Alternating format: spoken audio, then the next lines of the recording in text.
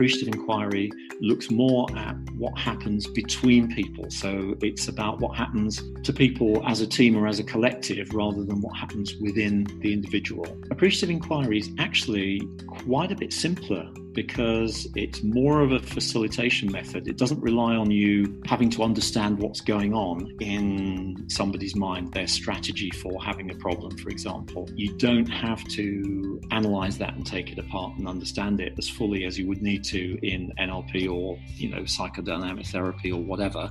Instead, you just get people to ask each other some simple questions. If they're asked about mistakes, failings, gaps, how did you manage to screw this up? What went wrong there?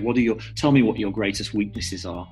They tend to clam up. They tend to be defensive. They don't want to drop themselves in it. They don't want to drop their mates in it. In an ideal world, what would we want to happen in relation to this topic? If we were just talking about, if our topic was how do we communicate better with each other as a team? How do we work together more effectively? You ask, what would that be like in an ideal world? So we're not asking, how do we practically get there? We're not asking, is it possible? Is it feasible? Is it realistic? We're setting a direction. And it's great from a practitioner or facilitator point of view because you don't have to sort of go in and do the hard work of analysing problems for them. You just get them to talk to each other, have these positive conversations in a slightly structured way, and they come up with ideas themselves. It's a very scalable process. You could have 100 people or 150 people in the same room, and they would essentially be doing similar things. You don't have to sell your change strategy to people because it's already theirs. They've been involved in it.